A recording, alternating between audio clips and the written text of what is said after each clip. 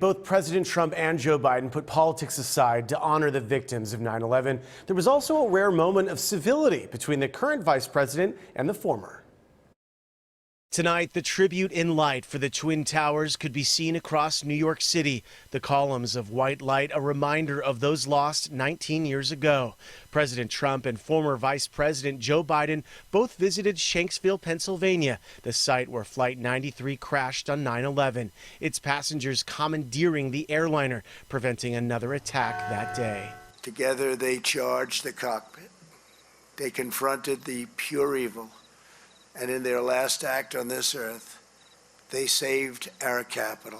One of the marks of being an American is understanding there's some things that are bigger and more important than yourself. Democratic vice presidential nominee Kamala Harris also spoke at a ceremony in Virginia. Honoring them is also about reminding us of who we are as Americans.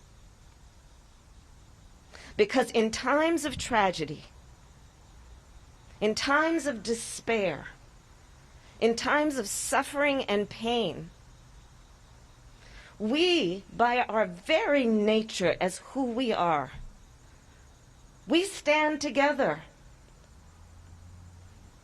We stand together, understanding we are all in this together. The two rivals put the campaign on hold even as the president and Biden were in the key battleground state of Pennsylvania. I'm not going to be making any news today. I'm not going to talk about anything other than 9/11. Biden did drop off beer at a local firehouse, and earlier at Ground Zero in New York, he met a woman who lost her son on 9/11. No, lost mine. It never goes away.